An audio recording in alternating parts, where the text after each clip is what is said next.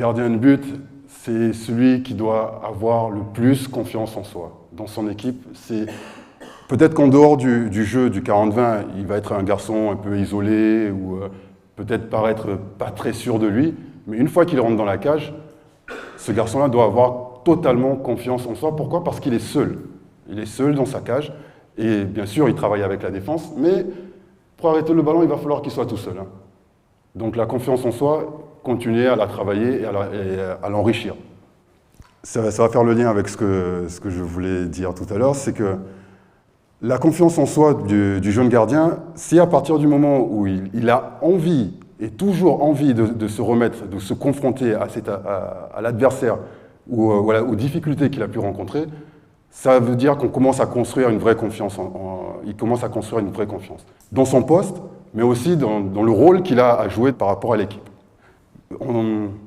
On identifie. Bon, moi, je vais prendre Thierry Omer, puisque c'est celui qui m'a barré la route pendant 10 ans. Donc, ce monsieur a une énorme confiance en lui. Énorme confiance en lui. Ça ne veut pas dire que moi, je doutais de moi. C'est que ce monsieur a une énorme confiance en lui dans le sens où même les difficultés qu'il peut rencontrer, peu importe, il aura toujours envie de les surpasser et peu importe les conditions dans lesquelles il sera, il va toujours vouloir les surpasser. J'avais aussi cette volonté, mais je ne l'exprimais moins. Pour moi, tout était intériorisé. Alors que lui, il l'exprimait et il le faisait, et c'est aussi ce qui faisait sa force. Pas forcément en étant en train de lever le poing et de gueuler sur son adversaire, mais c'est une prestance et que, enfin, c'est juste un aura que tu dois communiquer à ton adversaire. Tu crois pas que le but doit avoir une certaine forme de leadership dans son équipe? C'est obligatoire. Pas obligatoire, mais en tout cas une forte présence. Une forte présence, puisque c'est le dernier maillon. Hein. Donc le leadership, s'il l'a dans l'équipe, c'est que dans l'entourage, dans son effectif, il n'y a pas au-dessus il n'y a pas d'autres compétences qui peuvent faire qu'il ne soit pas le leadership, qu'il ne soit pas le chef de cette équipe. Mais je ne peux pas lui demander d'être forcément le leader de cette équipe, par contre, je vais lui demander d'être le leader de sa défense.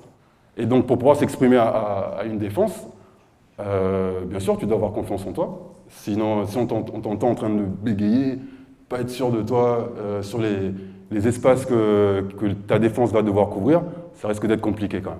Au jour d'aujourd'hui, j'ai eu la chance d'intégrer l'équipe de France Jeunes, donc je m'occupe des jeunes gardiens de la catégorie jeune, cadets et juniors aussi, mais essentiellement chez les jeunes.